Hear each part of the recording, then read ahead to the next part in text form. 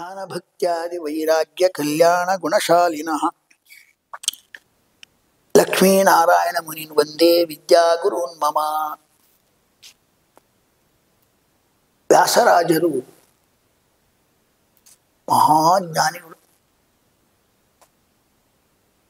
ಶ್ರೀಪಾದರಾಜರ ಮಹಿಮೆ ಒಂದು ಸಾಕು.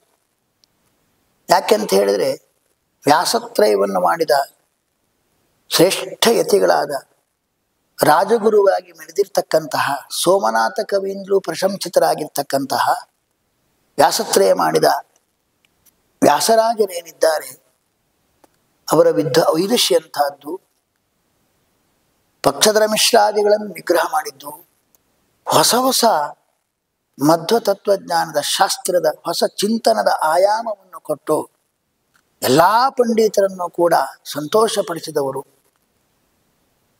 ಅಂತಹ ವ್ಯಾಸರಾಜರ ಶ್ರೇಷ್ಠ ವಿದ್ವದ್ವರೇಣ್ಯರಾಗಿರ್ತಕ್ಕಂಥ ರಾಜಗುರುವಾಗಿ ಮೆರೆದಿರ್ತಕ್ಕಂತಹ ವ್ಯಾಸರಾಜರ ಗುರುಗಳನ್ನು ಮುಗಿತು.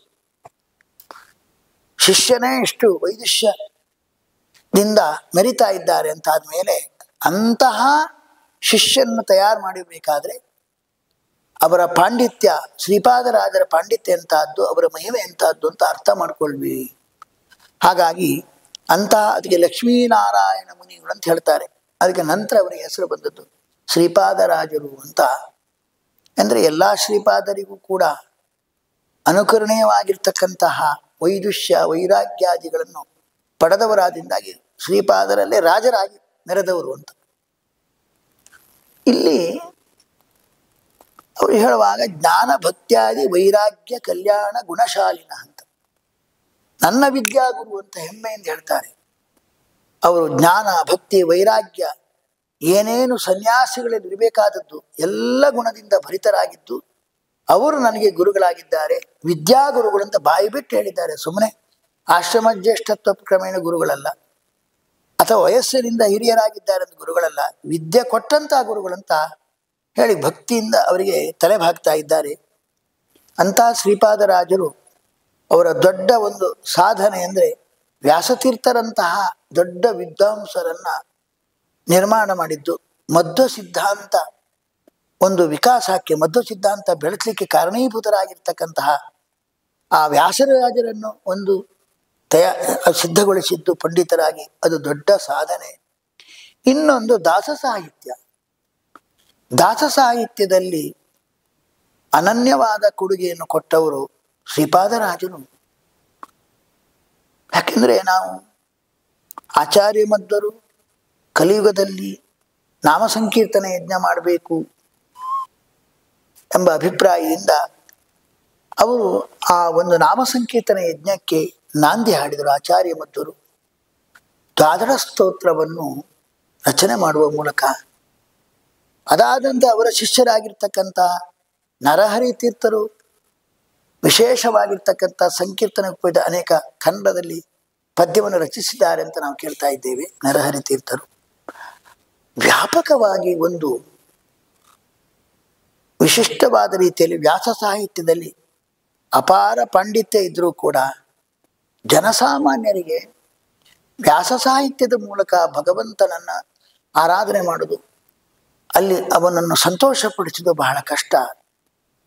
ಅದಕ್ಕೋಸ್ಕರ ವ್ಯಾಸ ಸಾಹಿತ್ಯದ ಸಾರವನ್ನು ದಾಸ ಸಾಹಿತ್ಯದಲ್ಲಿ ತುಂಬಿಸಿ ಜನಸಾಮಾನ್ಯರು ಪಾಮರರು ಕೂಡ ದಾಸ ಸಾಹಿತ್ಯದ ಮೂಲಕ ಭಗವಂತನ ಕೀರ್ತನ ಯಜ್ಞ ಮಾಡಲಿ ಎಂಬ ದೃಷ್ಟಿಯಿಂದ ಅವರು ಆ ದಾಸ ಸಾಹಿತ್ಯಕ್ಕೆ ರಚಿಸಿದರು. ರಂಗವಿಠಲ ಅಂಕಿತದಿಂದ ಅವರು ಅನೇಕ ಪದ್ಯಗಳನ್ನು ಅದನ್ನೆಲ್ಲ ಮಾಡಿದ್ದಾರೆ. ತುಂಬ ಚೆನ್ನಾಗಿದೆ. ಭಗವಂತನ ಹತ್ರ ನೀನು ಭಕ್ತಿ ಕೊಡಲಿಲ್ಲ, ಅದನ್ನೂ ಕೊಡಲಿಲ್ಲ ಅಂತ ನಾನು ಉದ್ಧಾರ ಆಗಿದೆ. ಭಕ್ತಿಯನ್ನೂ ನಿನ್ನ ಬಗ್ಗೆ ಕೊಡಲಿಲ್ಲ ಅಂದರೆ ನಾನು ಉದ್ಧಾರ ಆಗಲಿ ಸಾಧ್ಯ ಇಲ್ಲ, ಅದನ್ನು ಕೊಡಪ್ಪ ಅಂತ ಭಕ್ತಿ ದೈನ್ಯದಿಂದ ಕೇಳ್ತಾರೆ. ತುಂಬ ವಿಶೇಷ ಉಂಟು ನಮ್ಮ ಶ್ರೀಪಾದರಾಜರದ್ದು.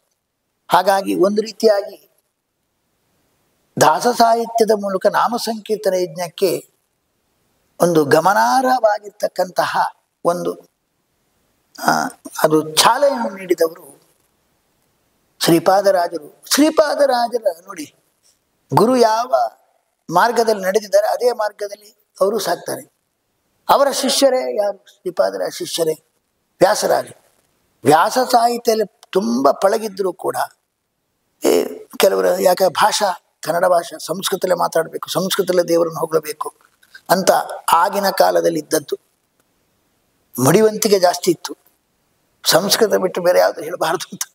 ಅಂಥ ಮಡಿವಂತಿಕೆ ಕಾಲದಲ್ಲಿ ವ್ಯಾಸ ಸಾಹಿತ್ಯದಲ್ಲಿ ಪಳಗಿರ್ತಕ್ಕಂತಹ ಶ್ರೀಪಾದರಾಜರು ಧೈರ್ಯದಿಂದ ಕನ್ನಡದಲ್ಲಿ ಆ ಕೃತಿ ರಚನೆ ಮಾಡಿ ಎಲ್ಲರೂ ತಾವೇ ಆ ಕನ್ನಡದಲ್ಲಿ ಭಗವಂತನ ಕನ್ನಡದ ಪದ್ಯದ ಕೀರ್ತನೆಯಿಂದ ಭಗವಂತನನ್ನು ಆರಾಧನೆ ಮಾಡಿ ತೋರಿಸಿದರು. ಅವರ ಮಾರ್ಗವನ್ನೇ ವ್ಯಾಸರಾಜರೂ ಕೂಡ ಶ್ರೀಕೃಷ್ಣ ಎಂಬ ಅಂಕಿತದಿಂದ ಆ ವಿಶೇಷವಾಗಿರ್ತಕ್ಕಂತಹ ಭಗವಂತ ಕನ್ನಡದಲ್ಲಿ ಕೃತಿ ಮೂಲಕ ಭಗವಂತನನ್ನು ದೊಡ್ಡವರು ಯಾವ ಮಾರ್ಗದಲ್ಲಿ ಹೋಗ್ತಾರೋ ಅದೇ ಮಾರ್ಗವನ್ನು ಅನುಷ್ಠಿಸ್ತಾರೆ. ಹಾಗಾಗಿ ಆ ದೊಡ್ಡ ಜ್ಞಾನಿಗಳು, ದೊಡ್ಡ ಯತಿಗಳು, ದೊಡ್ಡ ವ್ಯಾಸ ಸಾಹಿತ್ಯದಲ್ಲಿ ಪಳಗಿದವರು ಕೂಡ ಕನ್ನಡದಲ್ಲಿ ಭಗವಂತನ ಕೀರ್ತನೆ ಮಾಡಿ ಸಂತೋಷಪಡಿಸಿದ್ದಾರೆ. ದೊಡ್ಡವರು ಅಂತಾದ್ಮೇಲೆ ಅದು ಮಾದರಿಯಾಗತ್ತೆ ಜನರಿಗೆ. ಹಾಗಾಗಿ ಬೇರೆ ಎಲ್ಲರೂ ಕೂಡ ದಾಸರು ಮತ್ತೆ ಬಂದವರು ಆ ಕೀರ್ತನ ಯಜ್ಞ ಮಾರ್ಗದಲ್ಲಿ ಮುಂದುವರೆದರು. ಅದಕ್ಕೆ ಇಬ್ಬರು ಕಾರಣ, ಈ ಗುರು ಶಿಷ್ಯರು ಮುಖ್ಯ ಕಾರಣರಾಗಿದ್ದಾರೆ. ಅದರಂತೆ ನೋಡಿ ಪುರಂದರದಾಸರು ನೋಡಿ, ಪುರಂದರ ವಿಠಲ ಅಂಕಿತವನ್ನು ಪಡೆದು ವ್ಯಾಸತೀರ್ಥರಿಂದ ಎಂಥ ಒಂದು ನಾಮ ಸಂಕೀರ್ತನ ಯಜ್ಞದ ಕ್ರಾಂತಿಯನ್ನೇ ಮಾಡಿದರು. ಯಾರು? ಪುರಂದರದಾಸರು. ಇದೆಲ್ಲ ಯಾಕೆ ಬೆಳೆದು ಬಂತು? ಪುರಂದರದಾಸರ ಕೃತಿಗಳು ಎಷ್ಟಂತ ಹೇಳ್ತಾರೆ? 4 ಲಕ್ಷ ಎಷ್ಟೋ ಚಿಲ್ಲರೆ ಅಂತ ಹೇಳಿ, 4,75,000 ಅಂತ. ಎಷ್ಟು ನಾವೆಲ್ಲ ಕಳ್ಕೊಂಡ್ಬಿಟ್ಟಿದ್ದೇವೆ. ಈಗ 4,000 ಸಿಗ್ತದೋ ಇಲ್ಲೋ, ಅಷ್ಟು ಇದು ಮಾಡಿದ್ದಾರೆ. ಅದ ನಂತರ ಅದೇ ನಡೆಯಲ್ಲಿ ಬಂದರು, ಅದೇ ಮಾರ್ಗದಲ್ಲಿ ಬಂದರು ವಿಜಯದಾಸರು, ಗೋಪಾಲದಾಸರು, ಪ್ರಸನ್ನದಾಸರು, ಅದನಂತರ ಜಗನ್ನಾಥದಾಸರು. ಇವರೆಲ್ಲ ಅದೇ ಮಾರ್ಗದಲ್ಲಿ ಬಂದುಬಿಟ್ಟಿದ್ದಾರೆ. ಹಾಗಾಗಿ ನನಗನ್ನಿಸ್ತಾ ಇದೆ ಶ್ರೀಪಾದರಾಜರು ಗಮನಾರ್ಹವಾದಂತಹ ಒಂದು ದಾಸ ಸಾಹಿತ್ಯ ಸಂಕೀರ್ತನ ಯಜ್ಞಕ್ಕೆ ಅದು ಒಳ್ಳೆ ಕ್ರಾಂತಿಕಾರಿಯಾಗಿ ಅದು ನಡೆಯುವಂತೆ ಒಂದು ಚಾಲನೆ ನೀಡಿದವರೇ, ಬೀಜಕ್ಷೇಪ ಮಾಡಿದವರು ವಿಶೇಷವಾಗಿ ಯಾರು? ಶ್ರೀಪಾದರಾಜರು. ಅದರಿಂದಾಗಿ ಇಂತಹ ಶ್ರೀಪಾದರಾಜರ ಅವರನ್ನು ನೆನೆದರೆ ಬ್ರಹ್ಮಹತ್ಯಾ ಪಾಪವನ್ನು ಕೂಡ ಶಂಕ ಮಂತ್ರದಿಂದ ಅಭಿಮಂತ್ರಣ ಮಾಡಿ ಪ್ರೋಕ್ಷಣೆ ಮಾಡಿದಾಗ ಬ್ರಹ್ಮಹತ್ಯಾ ಪಾಪ ಬ್ರಾಹ್ಮಣನದ್ದು ಕ್ಷಿಪ್ರವಾಗಿ ಪರಿಹಾರ ಮಾಡಿದರು ಅಂತಹ ಶಕ್ತರು. ಮತ್ತು ಶ್ರೀಪಾದರಾಜರಿಗೆ ಅದು ರಾಜಭೋಗ, ಎಷ್ಟೋ 64 ಬಗೆಯ ಭಕ್ಷ್ಯಗಳ ನಿತ್ಯ ದೇವರಿಗೆ ಅರ್ಪಣೆ ಮಾಡಿ ಸ್ವೀಕಾರ ಮಾಡ್ತಾ ಇದ್ರು. ಅದೊಂದು ಪ್ರಾರಬ್ಧ ಕರ್ಮ, ಅಂದರೆ ಒಂದು ರೀತಿಯಾಗಿ ಒಳ್ಳೆ ಶುಭ ಪ್ರಾರಬ್ಧ ಕರ್ಮ. ಅದು ತಿನ್ನುವಾಗಲೂ ದೇವರ ಪ್ರಸಾದ ಅಂತ ಇದು ಮಾಡ್ತಾ ಇದ್ರು. ಎಲ್ಲಿ ಹೋದರೂ ಅವರಿಗೆ ಒಂದು ಸತ್ಯ ಕಾಡಿನಲ್ಲಿ ಹೋದಾಗಲೂ ಕೂಡ ಅವರಿಗೆ ರಾಜಭೋಗ ಸಿಕ್ತು ಅಂತ ನಾವು ಕೇಳ್ತೇವೆ. ಹಾಗಾಗಿ ಶ್ರೀಪಾದರಾಜರನ್ನು ನೆನೆದವರಿಗೆಲ್ಲ ಆ ದಿವಸ ಊಟ ಚೆನ್ನಾಗಿರುತ್ತೆ. ಅಂತಹ ಮಹಾ ಸಂಪನ್ನರು.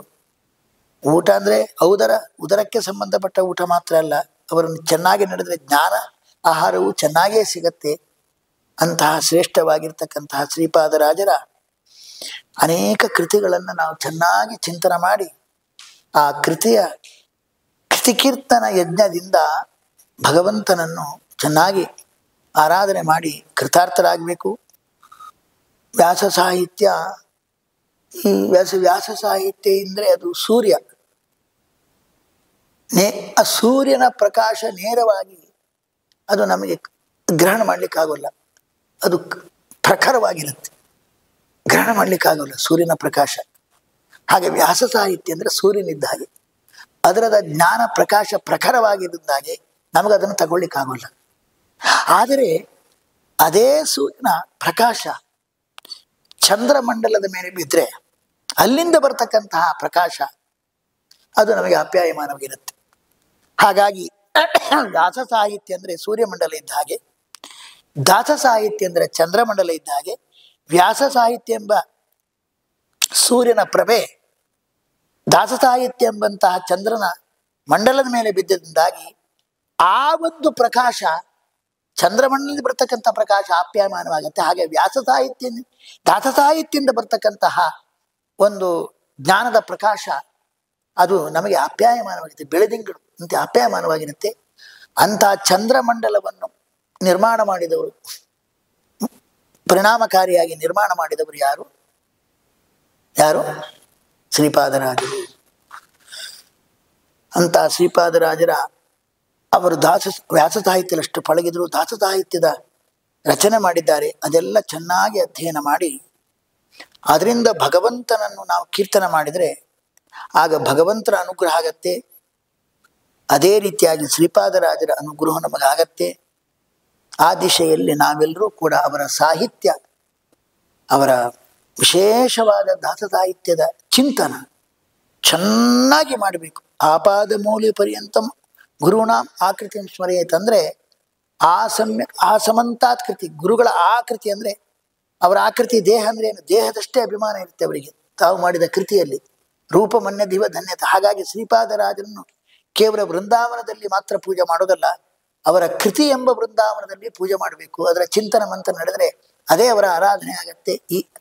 ಹಾಗಾಗಿ ಮತ್ತೆ ಇನ್ನೇನು ಮಾಡಬೇಕು? ಹಸ್ತೋದಕ ಮಾಡಬೇಕು. ಅಂದರೆ ಹಸ್ತೋದಕ ಅಂದ್ರೆ ಅರ್ಥ ಏನು?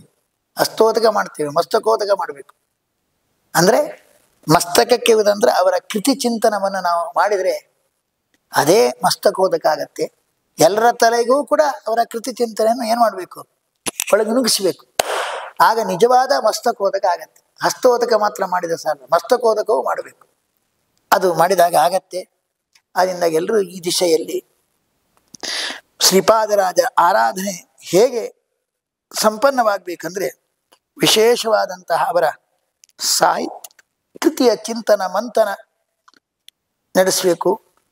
ಅದರ ಬಗ್ಗೆ ಪ್ರವಚನ ನಡೆಸಬೇಕು. ಅವರ ಕೃತಿಯ ಬಗ್ಗೆ ವಿಮರ್ಶಾತ್ಮಕವಾದಂತಹ ಯಾರು ಪುಸ್ತಕವನ್ನು ಬರಿತಾ ಇದ್ದಾರೆ, ಗ್ರಂಥ ರಚನೆ ಮಾಡ್ತಾರೆ, ಅವರಿಗೆ ಪುರಸ್ಕಾರ ಕೊಡಬೇಕು. ಮಕ್ಕಳಲ್ಲಿ ಆ ಕೃತಿಯ ಬಗ್ಗೆ ವಿಶೇಷವಾದ ಸ್ಪರ್ಧೆ ಏರ್ಪಡಿಸಿ ಆ ಸ್ಪರ್ಧೆಯಲ್ಲಿ ವಿಜೇತರಾದವರಿಗೆ ಪಾರಿತೋಷಿಕ ವಿತರಣೆ, ಈ ಒಂದು ಬೇರೆ ಬೇರೆ ಮಾಧ್ಯಮದಿಂದ ಆ ದಾಸ ಸಾಹಿತ್ಯ ಅವರ ಕೃತಿ ಅದು ಚೆನ್ನಾಗಿ ಬೆಳಕಿಗೆ ಪ್ರಸಾರ ಆಗಬೇಕು. ಅದಾದರೆ ಅದೇ ನಿಜವಾದಂತಹ ಶ್ರೀಪಾದರಾಜರ ಆರಾಧನೆ ಅಂತ ಹೇಳ್ತಾ ನಮ್ಮ ಮಾತನ್ನು ಕೃಷ್ಣಾರ್ಪಣಿಸ್ತಾ ಇದ್ದೆ. ಅದು ಮಧ್ವರ ಹೃದಯದಲ್ಲಿ ಉಡುಪಿಯಲ್ಲಿ ಸಿಗುತ್ತೆ ಎನ್ನುವ ಏಕೈಕ ಕಾರಣದಿಂದ ಕೃಷ್ಣ ದ್ವಾರಕೆಯನ್ನು ಬಿಟ್ಟು ಉಡುಪಿಗೆ ಬಂದಿದ್ದಾನೆ. ಇದು ನಮ್ಮ ಆಚಾರ್ಯರ ಮಹಿಮೆ.